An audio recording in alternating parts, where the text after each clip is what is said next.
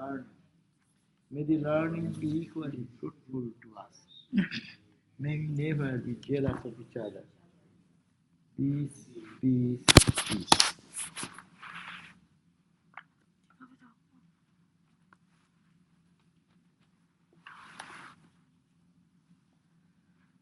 Okay, so we have another. This is blocking.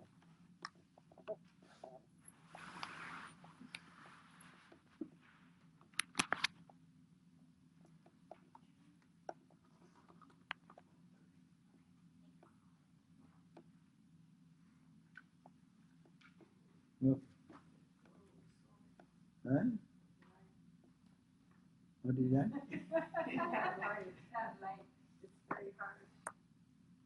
For my also hurts. Someone will have to bear with it. Okay, that will be good. You see what that Okay.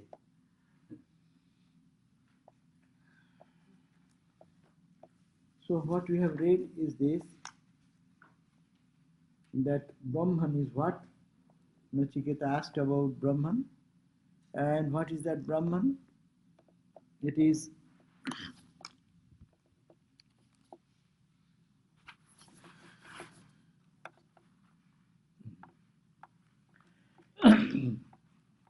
so what is that? That Brahman is in the verse number 9 we have read on page 127, that from where the sun rises and wherein it sets, all gods are dependent on them, that Brahman.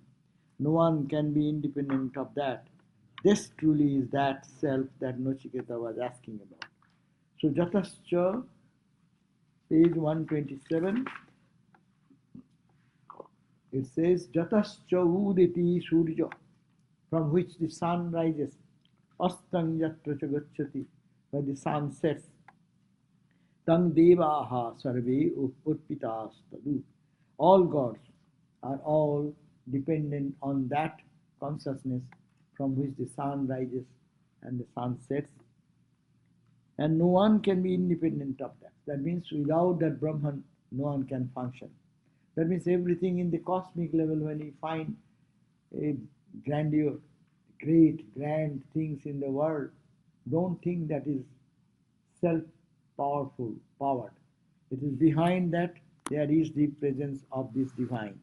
So we'll have to keep it in our thought that this whole universe is pulsating because of the presence of the consciousness behind.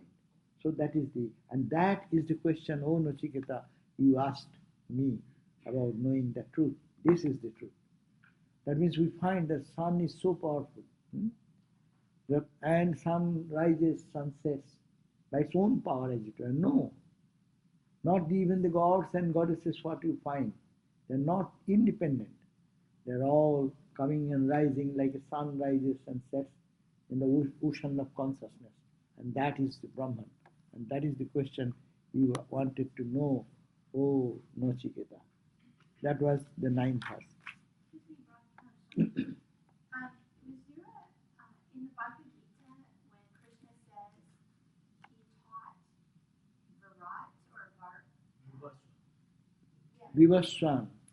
Vivaswan manave prahu manorikshakave abravit. Vivaswan means the sun god. So he was the sun god. So that's where the He word preached it Virat to comes from. that tradition. He's saying that how the tradition came down to Bhagavad Gita. That is the ancient wisdom coming from guru to disciple or teacher to teacher. Yeah, so when they're talking about this fire to them was symbolic of Virat Brahman, that's how Virat. the word Virat from the sun god came. Right. Okay. Right. Thank you.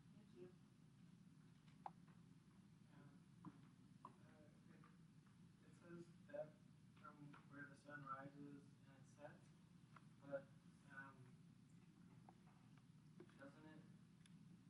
I mean, the sun is always there. It doesn't rise or set. Hey, for our example, suppose even sun is today here. Yeah, that is true, but you understand, the general people Even you know this is the scientific truth. Don't you say the sun is rising? Don't you say, oh, sun is setting? So, For our Vyavaharo, for day-to-day behavior, we always use this terminology. right. That's the Rishi is using those terminology for our understanding. That means it comes out. Even you can say when the sun was created, it created from him. When it will dissolve, it will be dissolved in that. Take in that sense. So, but isn't it since we're the ones who attribute sun and set, could we say that that same point in us is the Brahman that they're talking about? Like we make it so that the sun rises and falls, so that point in us. I don't get your point. Clearly tell. What is the question? Alright, so the sun itself doesn't rise or set. Good. But we say it rises and sets. Mm. So is it us, that point in us, we make it rise or set?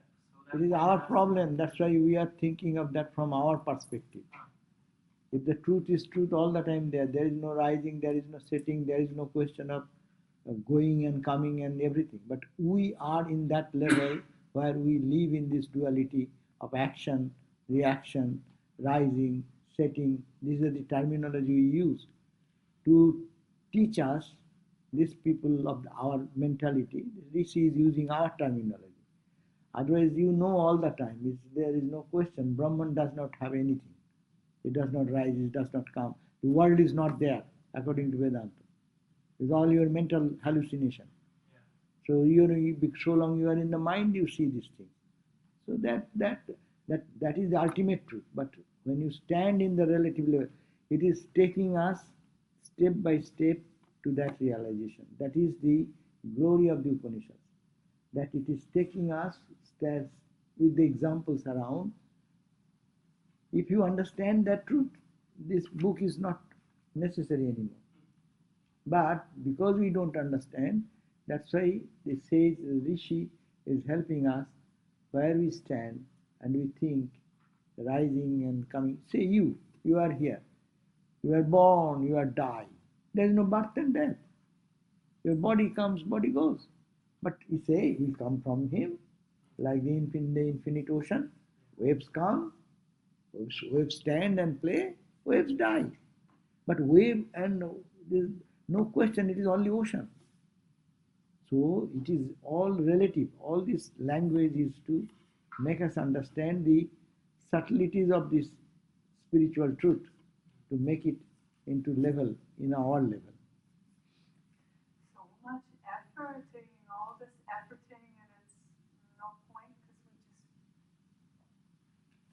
I think that's where I was getting stuck, Swami. It's like, what then is the point of all this effort if when we check out, nothing?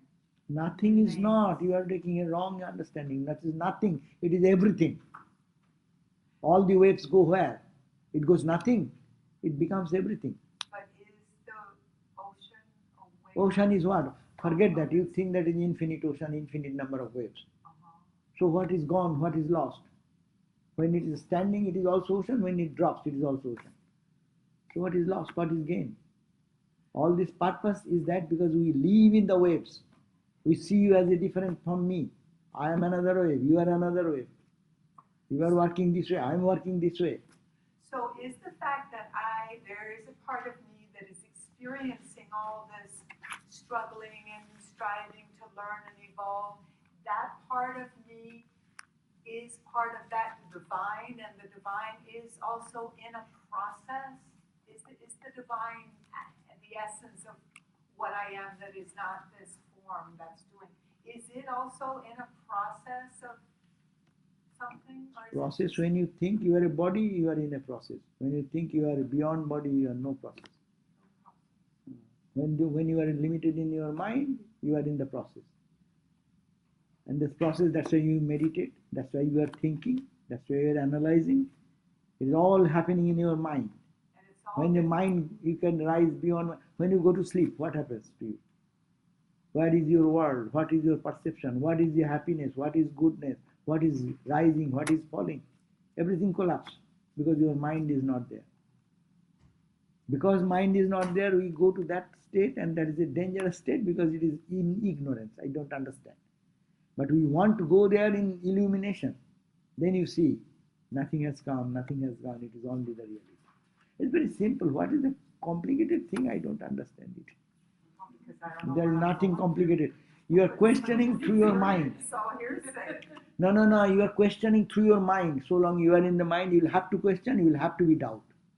When you go beyond mind, there will be no doubt, no question. But to that, this is the process, leading us gradually, because you think it is a matter, you think that the world has been created out of sun as a physical thing, but Upanishad is giving what is behind that. What is that power which manifested as creation? What is that power which has given this rotation behind this energy? What is that energy? To always trying to lead us to that oneness. But we are so stuck into this world, we don't want to go there. As if we are stuck here with the glue. We don't want to give up this idea. This coming and going, look at that. What we are talking about? Who are we? Tell me, who is Tara? Who is that? Someone who's trying to struggle because No. Tara's not going to be around that much longer. No. Tara really wants to know what's That's, next. tell me, who is Tara? Tara is that who I saw you 10 years before, that Tara, or today's Tara? There is no, it's not that. That is gone, dead. It's a new Tara. It's still inside.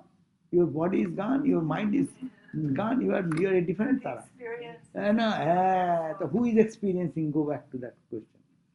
Who is saying Tara? I am Tara. Who is saying? That is gone. 10 years before, 15 years before, 20 years before, that is gone. But still, something says, no, I am Tara. I am Tara. So what is that I? Is it gone anywhere? Has it come out anything? One thing came out and went away? Yes, that is gone. 10 years back, that person who was called Tara is no more here. That body is gone, that mind is gone, that eyes are gone, that ears are gone. This is new ear, new eyes, new nose, new tongue. But this Tara wouldn't be here if that Tara hadn't kept hanging in. So that Tara is what? Ultimately, go back to that Tara. What is that Tara? Go to that Tara. That is the point of it. This is search is taking you to that. What is that Tara? What is you are talking about that Tara? Who was born in mother's womb, that Tara? No. Then what is that Tara? Was that before? Some existence which has manifested this way? Is that Tara? Go and find out what is the real Tara. You see? Yeah, that then will come the solution to go back to the very ground from which this has come out. That language will come naturally for us. Main thing is that Upanishad is always trying to take us little deeper and deeper and deeper to found that all are expressions, but expression of one, that absolute, that is expressed. And this language goes on, it is expressed why? Because there is body, there is mind, there is emotion, there is intellect, sense organs, and these have come from where? Come from prana. Prana came from where? Prana, the energy. That came from where? Go back, find out where. You will have to go and stop at one point. And there is no two there. So that is the Vedanta teaches. It is a science to find out what we are talking about. I. Ignorantly every day. This scripture is teaching only tell me who is that I you are talking so long. Go, find out that I. This Vedanta is nothing but to find what you are talking about. We talk superficially, and they are helping us to go little deeper. Hey, don't end here. Go little bit, and find. Ultimately, we find that this apparent Tara, this is apparent. This apparent person is not the person. That's why Swami Vivekananda's lecture is there. The apparent and the real. Apparent man, apparent and the real. This is apparent. This apparent has these changes. But as you go back to the consciousness from which this all energy has manifested, and from energy to physicality it has come out, and there is, as much as you go out, so much is the distinction.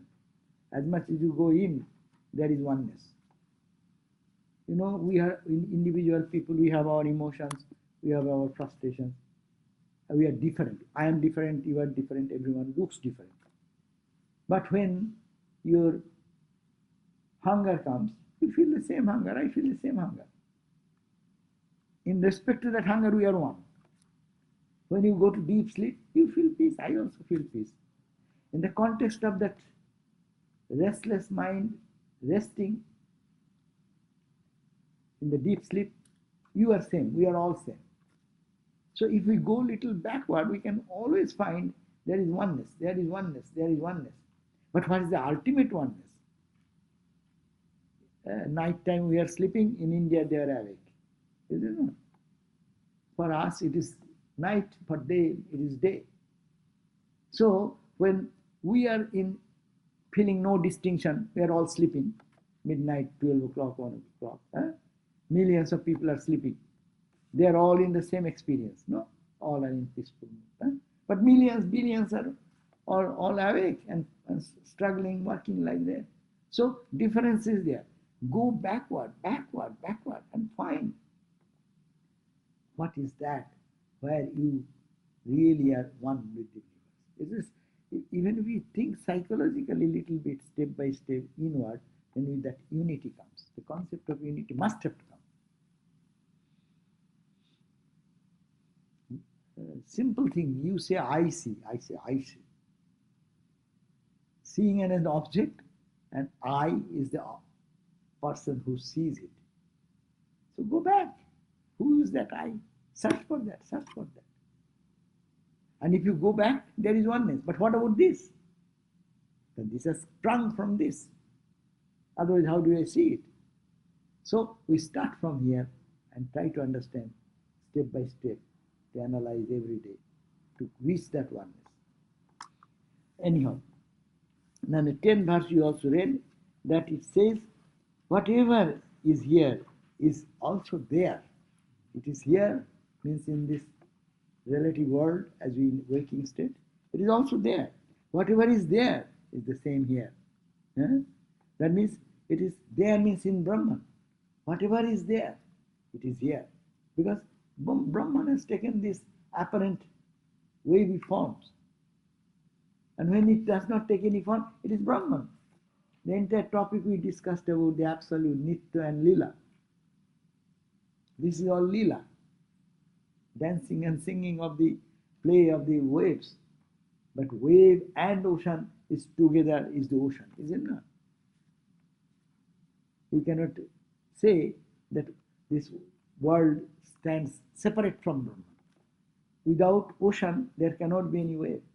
Without Nitya, there cannot be any Lila. So this is the point. Nitya and Lila are the same Abhas and Seva. The same thing, Ramakrishna said, is one and the same. But we are viewing this in the Lila state, in the deep, diversified names and forms. Now we want to go back. Is it real? Because we get stuck here into the name and form. We don't see the oneness. Our problem is there. Diversity is not the problem. Problem that I see you separate from me. That's why I can tolerate you, I cannot tolerate you, I hate you, I love you. All these experiences come. This is our problem. Problem not that you are different from me, but problem is that I feel I am separate entity and you are separate entity. So naturally I have like it, I dislike it, I hate it, I enjoy it, I relish it, I dislike it. That's the problem of our day-to-day survival. Day-to-day problem of suffering is here. So how to get out of this suffering? Only this knowledge that you are not separate from me. Even in the form, it is only one wave of the ocean water. This is another wave of the ocean water. But it is all ocean. Not in the sense of I physically I am you. No, not that. But the content of me, the conscious background behind me, and the conscious background behind you is the same H2O, here and there and there and there. And if you can raise your consciousness in there, they are called the people of illumination.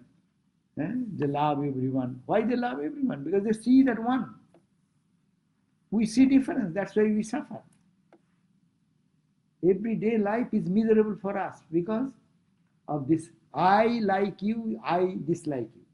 I hate you, I feel you are my beloved.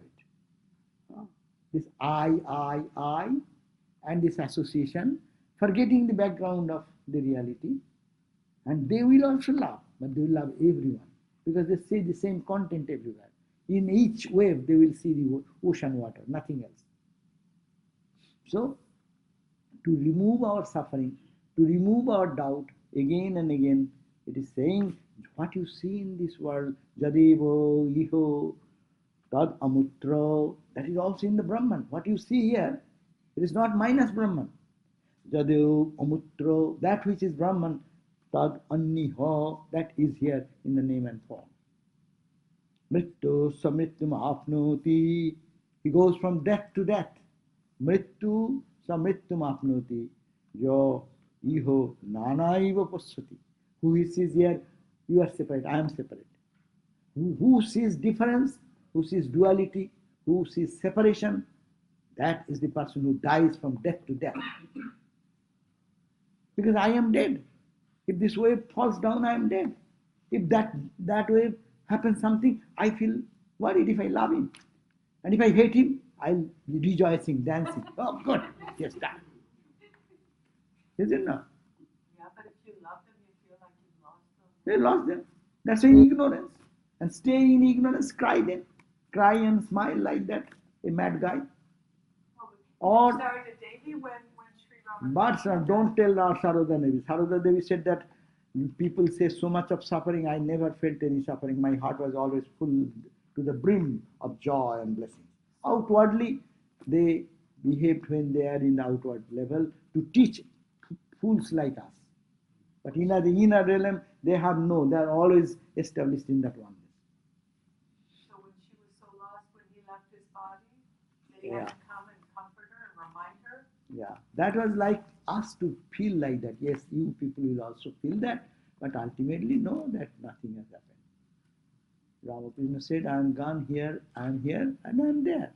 And that experience we do not have to tell like people like us who will teach otherwise if they don't do like that. Do you think spirituality is becoming like fossil? They will have no emotion, they will have no mind, they will or eat, they will not sleep, they will not drink, they will not talk. They will be like a stump of tree. So they will have a deeper understanding of life and they talk from a different level. That's why we get overwhelmed, they don't get overwhelmed. They can keep that knowledge side by side. So we have read that. Now next verse also we read 11. Manasaivedamaptavyam, page 129. Manasaivedamaptavyam neho nanasti kinchana. Manasaivedamaptavyam neho nanasti kinchana. Mritta samritam gacchati. Mrittu samritam gacchati. Yaiho naneva pasyati. Yaiho naneva pasyati. What did we did? By the purified mind alone, this Brahman can be realized. Nothing is separate from this Brahman. He who thinks there is anything separate from this goes from death to death. Again and again is reminding. Don't see. So Holy Mother said, try to make the whole world your own. It is this message. You see different, but don't see different. Try to make the no one is stranger, my child. Listen to the words. We read Holy Mother's simple statement. No one is stranger, my child. Stranger means? What do you mean by stranger? don't know. He is separate. He is totally off from me. No one is like that. No one is stranger, my child. Try to make the whole world your own. Whole world your own. Meaning what? See the underlying connection. Where is that? This is the Upanishad saying. If you don't do that, then Mrityu, you will be carried into the cycle of birth and death and suffering and pain. And you will be rotating in this cycle again and again into this cycle and never be free. But you can see oneness, then it is nothing to lose. And it is not knowing intellectually, but it is by practice. That's why we are all questioning why, we never meditate in this real sense deeply. We only read and some question come on our intellect. And I try to understand intellectually. We should have to use the intellect tool, but go down deep into the experience. Intellect can help us to understand oneness intellectually, but that will not solve our problem. It has to sink into our experience. And really, until that comes, this doubt will remain. And we will not be worried about that. It will remain. That is the way the Maya's play goes on. But we will have to overcome this by continuous meditation. That's why this book I told you, each verse you can take up and meditate. Take this verse, what we have read just now. Now you will be, it's in the mind that monoshaiva idam attabham. You have to, by mind alone this is to be realized. That means what? No, by mind means analyzing. This is to be understood. It is Ramakrishna gave the example in a reservoir where there is so much scum on the algae. You call algae or Yes. algae. So when it is all covered, you don't see the water. And Ramakrishna said, you just make a vibration there, and this scum, the top, will get out this way, that way. But as soon as you lift your palm, again scum comes and just covers everything. So our intellectual understanding is like that. It may little clarity will come when we discuss and talk, but that will again be covered by the scum. Again ignorance, again doubt. That's why it is to be practiced. And really in life it is to be taken. Holy Mother said, don't see fault with others. Why not fault with others? Fault will be there in the body-mind complex. But Atman is the faultless spiritual entity. Atman, behind you, behind me, behind everyone, is that stainless, ever pure reality. So we see fault. That means you are in the body level. Spirituality will not come in the body level. Spirituality goes in the mental level. Manosha evo idamaptavyam. Very beautiful, strong word. And all your psychological word comes over here. Manosha eva. Through this mind you see this diversity. Through this mind only we make someone as a friend, someone as enemy. Through the mind only we get terrified, we can spend our life day and night with anxieties and worries, no? That's why sometimes doctors put, suppose psychological who get too much troubled, what they do? They give some sleep medicine, sleeping dose. Why? Let the mind set, just dysfunctional, so that this anxieties, worries will leave. But that mind is a dull mind. Our mind, manasha eva. That's a very important point. We do every day by manasha. We sit for meditation, means we try to, through the mind, we cultivate, we try to understand the reality. In our dualistic sadhana, what we say, we think of the Ishtadevata, think of Ramakrishna, think of Christ, Buddha, etc. You think that, meaning what? By manasha, by mind only, you try to cultivate that it is the embodiment of eternal spirit and joy. No? So, by manasa only idam aptavam, this experience is to be brought by mind. And you see, with eyes open, if you can do, take this Vedantic path of analysis. We are talking about every day, so it is a simple example you think, but there is no clearer example than ocean and waves. In the whole scriptures, if you find, it is not no such parallel example which can be easily understood if we exercise little bit of our thinking ability. That this is only one, we see the diversity.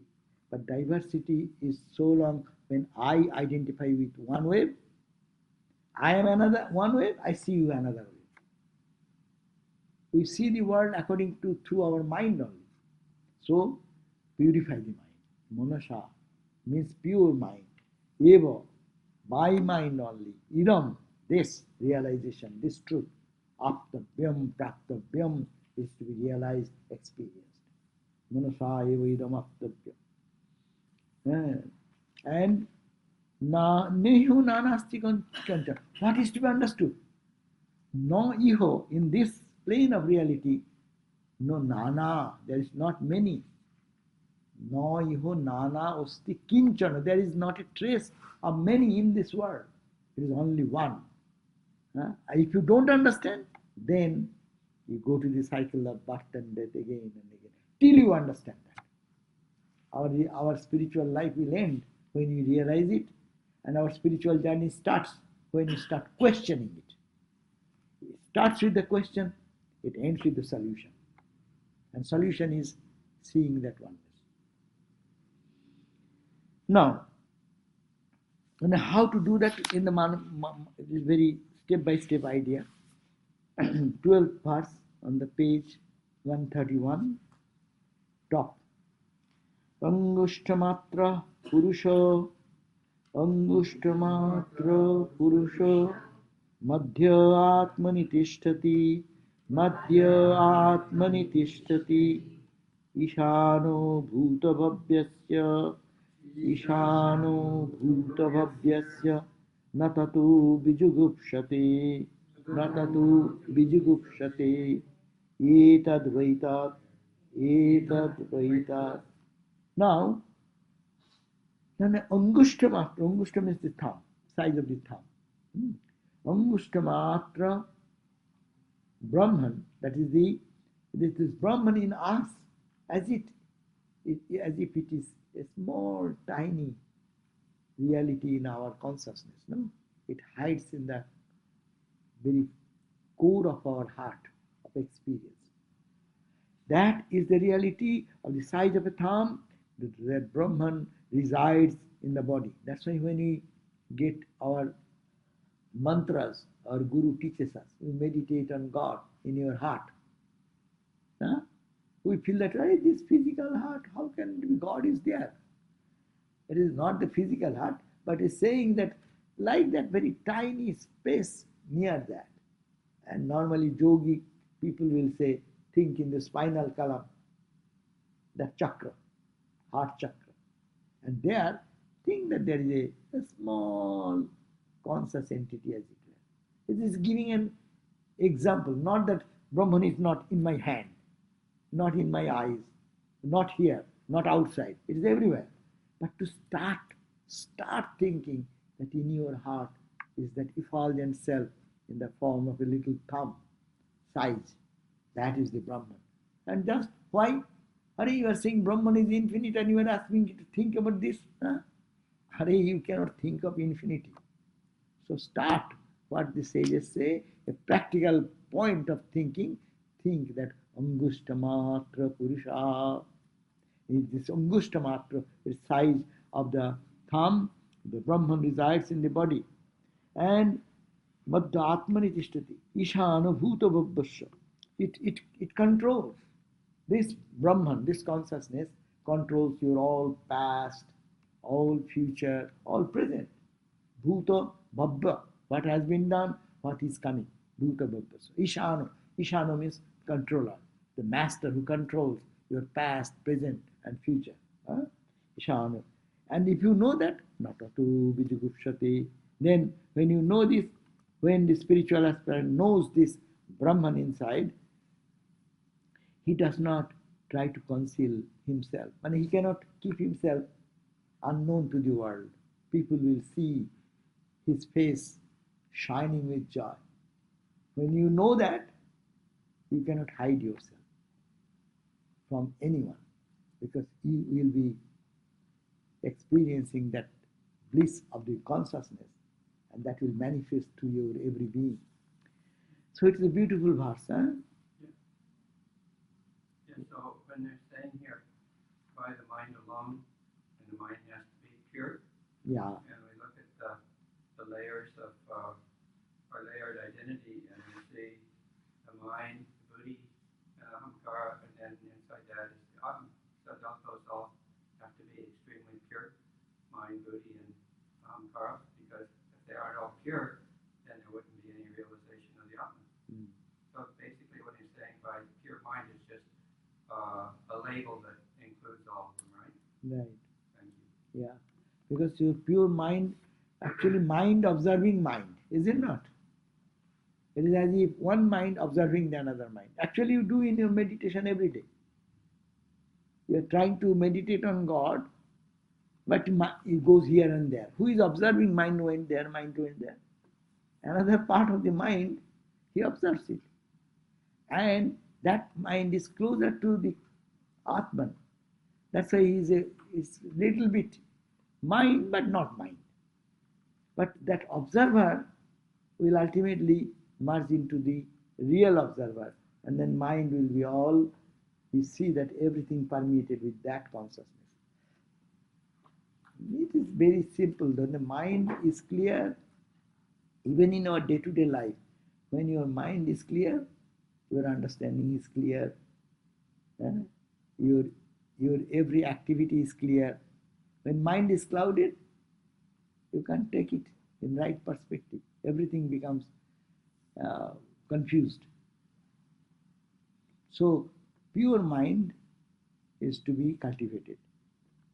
But how to do that? This impure mind, think in the heart there is a thumb-like size. Size means little. That's why we say think of light, little light. Feel that light. That expands like that. This our meditation direction, sometimes we get it. So think of that light, and that is the effulgent light, and that manifests in so many ways. But you cannot do. What is the tool? Which gadget you can take to see this? Only to your mind you can meditate like that. So manasa eva idam aptavyam angushtamatra.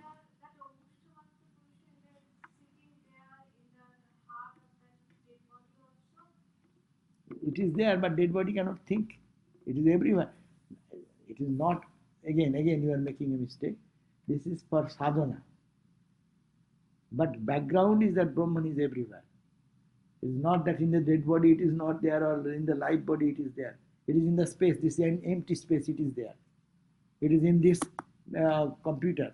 It is in this floor, in this wood, in this light, in between it pervades everything. Then what is the question of it is here or there? But for sadhana, spiritual practice, what we are trying to do, we are trying to put ourselves into this awareness that this is the reality. I want to get into that identity. The what to start with? Let us start from within. So try to think in your heart that the dead body will not think that way, but it is not only dead body is outside, hair, head, everywhere it is permeated. When it's ashes, there also Brahman is everywhere. It is to be for spiritual practice, sadhana. For spiritual practice, our gurus give us some form of the gods and goddesses, or some deities, or avatars, incarnations. This is Vedantic way of thinking, that you think of the light of consciousness is in the form of Brahman is there, and focus there. And of the size of a thumb, Brahman resides in the body, and it controls the past, the present, and the future. You may say Brahman controls. No, Brahman does not. But if you have to say, who has created your past? You. How did you do? Your hand, feet did something good or bad. How? As you said, dead body does not move. No, no, no. Consciousness was more manifest. It's a question of manifestation. Where is not the tremendous energy? But where is not when the day sun comes, sun's light falls everywhere, is it not? But where it manifests more.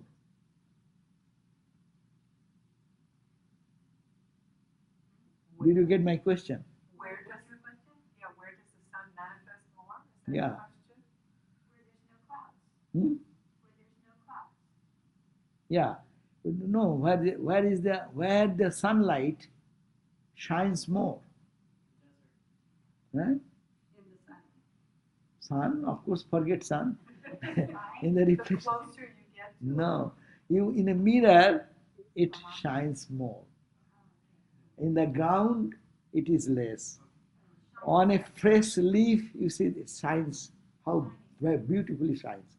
So it is the same ray of light falling say 1 inch area.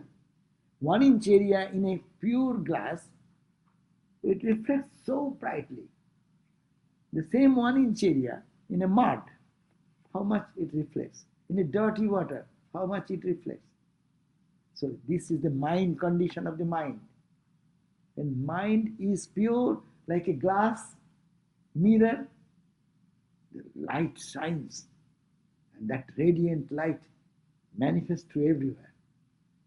And when the mind is dull and insensate means not aware of that truth, it is like a dirty place, filthy, and the sun does not manifest at all, as it were. Does not mean that sun's rays are not there. That is the point to be understood. God is everywhere. Brahman is everywhere. Why you are talking to think about the heart? This is the place where is a mirror shining. It's the most reflecting place. All our emotions, all our feelings of joy and suffering. Where do you feel it? In your toe of your feet? Or in the hair? Here? In the hair? Or in the ear? Where do you feel? All your joys and expression of suffering or pain, where do you feel? That's called the heart center. So that's the feeling center. So that is most important. That's why sages have experience. And even if when you meditate, you come out and you feel joy. First you feel it here. Am I saying right or not? You are all silent. I agree. Do you agree? I have heard some people talk about the Brahman being behind the third eye in the head. But it feels to me more here. But No, Brahman is everywhere. Brahman is everywhere and Brahman manifests through every chakra. Ramakrishna said, in this chakra, when mind comes, you have this type of experience. He could not say, of course. Then in mind goes here, then you have listen, only you will be absorbed in listening about God. When it comes over here, and you are almost merging with a little separation, and it goes up, and all this different. That means not that it is not there. It's a question of where is the greatest manifestation? Where is the mirror, perfect mirror? Every place, there is every chakra, there is all the ananda you feel. In stomach ananda. What is stomach ananda? You eat good food, you feel your stomach ananda. See, I guess my concern, Swami, is the instrument. Without the instrument, can you experience the bliss? Yeah, so what is the instrument? What is the instrument? The heart. Yeah. So that I am saying, heart is that's why heart is important. That is the instrument. But when you go, But when the heart is dead, this is not the physical heart. Again, not physical. you are making. But the physical heart is a reflection of When the you are real heart. when you are trying to experience through this physical experience, it comes through your body. You feel the thrill all over your body. It starts from there. But when it is a transcendental experience, then your heart is not necessary there. Your mind goes away. Your morning mind goes means much before body has gone, much before your heart concept has gone. What remains there? In samadhi state, everything drops, everything drops, everything drops. So in that state there is no receiver, no enjoyer, no enjoying, no joy, no suffering. All these talks stop there. But if you don't know But when joy, what's the point you of need being? not have to know, you come back and you see your you will be thrilled who you are. When these people whose picture is here, when they came out down from that, that's why you have kept them. We salute every day to them because they came out and saw that brilliance in their every movement and expression. What they enjoyed there. They could not say, need not have to say. You get a good food and you have to hide yourself, but your face will show what you have eaten. If you have eaten bitter gourd, then we'll see how your face looks like that. And you have taken honey and ice cream, then you will see how your face turns different. You need not have to say anything. With that food, your face will say something. A beautiful Alfonso mango when you eat, ripe, just right. You need not have to say. You eat and hide and come back. But when we see your face, we see your face will say something. That is the spiritual experiences like that.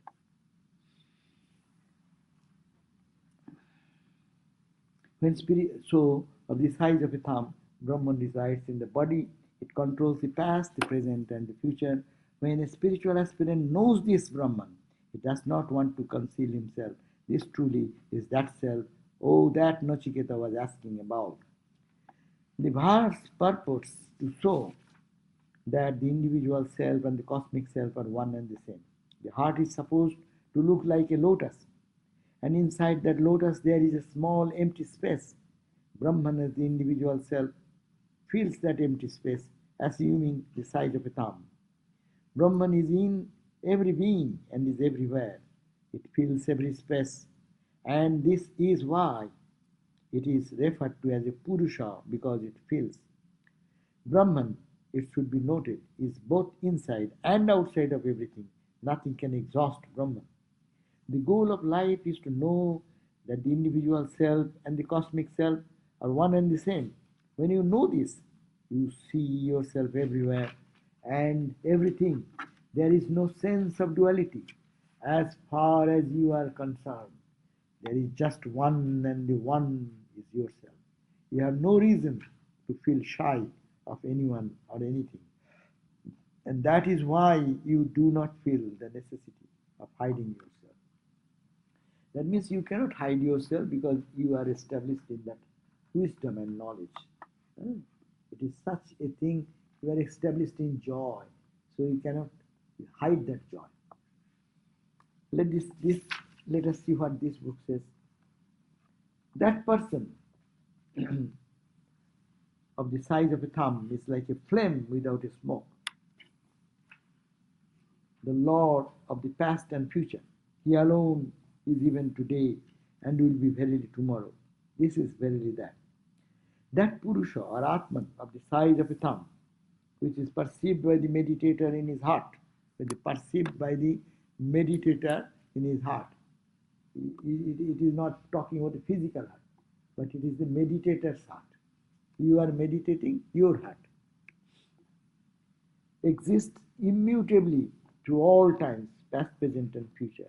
He exists in all living beings now, and he will certainly be existing in all forms tomorrow also. Some sadhakas, spiritual practitioners, taking this line very literally, start imagining, that is our problem.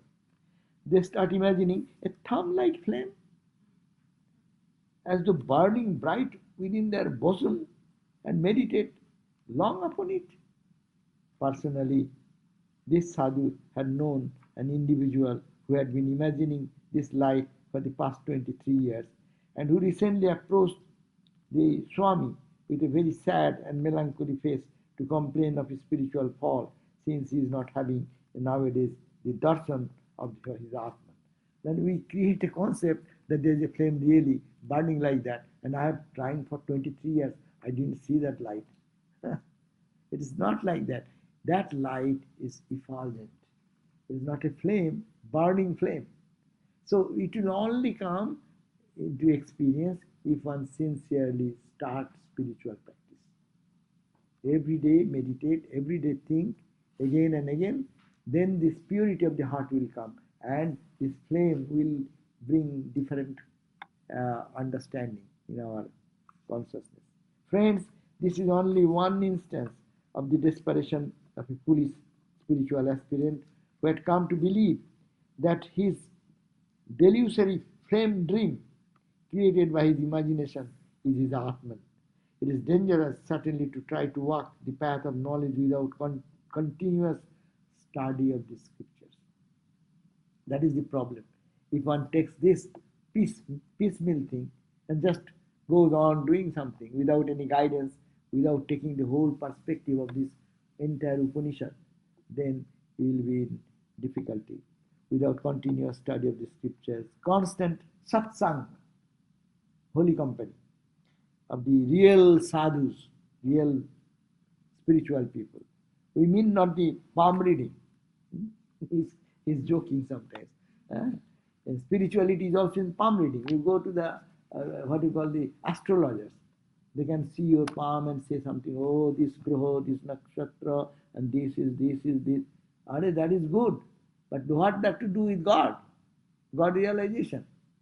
You are knowing what is this planet, what is this doing, and this is the time, good time coming, this is the bad time went away. Okay, now what that will make in your spiritual growth? You think of God who controls these planets. Isn't it? Who controls the planets? There is any ghost who controls the planet? Or it is the same reality God we call God? So people go to the subordinate bosses, not to the real boss. They think, why is to bother him, no? Or he does not know even. We mean not to the palm reading, stargazing, hard selling Mahatmas that flock the city streets. Let them be quoted by ignorant multitude that hustle out of the universities of India. But to a true seeker of truth and to an intelligent follower of religion, such spiritual people are more. He is blaming these sadhus. I don't want to read that. When we shall, he's saying he has got mad with them, so he's cursing them. When we shall have a government intelligent enough to feed the country better, he got too much. Anyhow, the thumb-like Jyoti light recommended by the great Rishi, the sage, is only to provide the meditator with a prop. Understand this point. With a prop to develop his concentration during the early stages of the practice. We always say, think of God, Guru has given the mantra, meditate on that form again and again. Because we are not mature, mind is not settled. To bring the mind into one focus, starting from there is the prop. It leads you to that state. And then practice, what will happen, you will see. It will automatically take you to the unity of all this creation. It will naturally bring it. During the early stages of practice, it has been given. The stone idol of Shiva is not in itself that Parameshwara. Similarly, the Jyoti is but an idol for the Vedantin to meditate upon during his practices and is not the Atman. This is not Atman. Then Atman is this much. No. Atman is not that much. It contradicts the philosophy of Vedanta. No? But why do you do that? You start from one point and dive deep into it and see how it flourishes in its own way. And it's not, if an idol is unfortunately stolen away from a temple, it does not mean that God has been stolen away. So similarly, when a sadhaka has developed his power of concentration, he enters by degree into the higher stages of meditation advised by the Upanishad. In the various Upanishads and he ultimately comes to realize his own identity with his own Atman, the light, power, wisdom, source within himself. So the 12th and 13th, those we read 2 verses, the self for purposes of meditation for an early seeker is described as the thumb-sized person dwelling in the heart. No? So it is much clear now. We are doing this, studying this, because we have to start at a point. If you are advanced soul, you need not have to start there. You can think of Brahman in a different way. But it is all training of the mind. Mind does not want to think of God, it goes to sleep. Rather give some light. Before the light you cannot sleep. No? Dazzling light, can you sleep? Not that light. Rather than thinking of something dull and insensate, think of light. And that light is small, but you focus there and see the brilliance, see the sweetness, see the joy, see the presence. It is not burning, it is not a flame in the oven. That your heart is burning because of the flame is here. It is a soothing light, it is ananda, it is such that all these things will come if one starts practicing.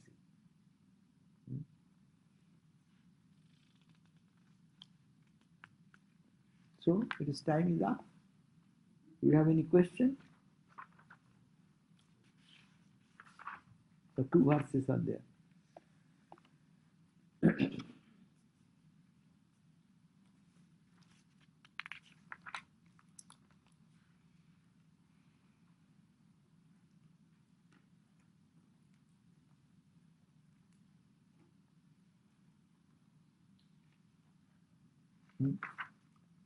Shall we read or end? Any question? Any question? No question. I think what Tara was asking for, like when there's no, when this body goes, and you said, well, then what is the purpose? Like, do you experience it? If there's no body, do you experience Brahman? Is Brahman self-experiencing? When out of the body thing is very simple. Out of when we die, what happens? What happens in your dream? You don't die, you are there. This body is dead for you. The same thing happens when the body leaves this permanently. It lives in another mental world. That's a man. That's called the subtle body. Gross body. You have three tier of your dress. One is internal, first covering, second covering, and third covering. The third covering is the flesh, bone, eyes, ears, nose, this, that. Go to the second covering, this drops. Subtle body, in a dream body. And then you go to another covering. It is only barely one little trace of separation from your real self. And you are there. So when you die, we go there. Nothing happens. So long your mind is there, you are there. Actually, is it not true? You are where? Where is your mind? You are there. You may be in Hollywood, you can be in Holy Ganga, taking a bath. Yeah. Or you may be in somebody in Holy Ganga taking a dip, and maybe into some other place which is not good. So where is the mind? The person is there. So mind can go anywhere. Mind at this moment can go to London and come back from Paris. And maybe here body, but mind is roaming another place. So body is very secondary. Mind is more important. And where is our mind? There is our consciousness, awareness. You see something in the movie or in the television, you get upset. Why are you getting upset? You are in your sofa, safe custody in your room, and there is they are watching the TV. Why you get upset? Why you get so much emotional? Your mind is getting emotional. The physical body is quite safe. Nothing has happened to you. So spirituality is that only deal with the mind. And keep the mind in God consciousness in so many ways, whatever you like. Take advantage of that and connect yourself to the Supreme. So that is the advice. If mind is so important, then why in Gita he said Vachik, Manas, Karik, Vachik, Manasik all three together equally? What- Gita and the speech. Because If by mind and pure, for example, but speech also has to be automatically, if the mind is pure, your speech will be pure. If your mind is pure, you cannot talk other things but what is truth. And mind, they work together. Mind, what your mind thinks, your mouth speaks that. What we normally, what we want to say, it is an expression of my mind. It is generating there. Mouth is like a parrot, tuck, tuck, tuck, tuck, tuck, tuck, tuck. But it is generating here. So, as the mind dictates, so our hand moves, to our mouth moves, to our head moves. No. So, mind is to be purified. That is the whole spiritual life. Purified means this mind which does not allow me to look at the truth. Rather, it gives a superficial understanding about life and everything. So, how to bring that mind into the purer state of consciousness, another level of consciousness, from this level to that. Okay, let us now chant. Om Sahana Bhavatu Sahano Bhunaktu Saha Viryam Karvavahai Tejasvinavadhitamastu Ma Vidvishamahai. Om Shanti Shanti Shanti. Hari Om Tat Sat. Shri Ram Krishna Arpanamastu.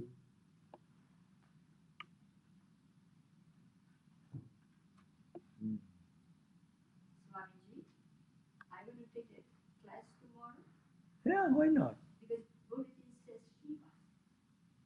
Tomorrow.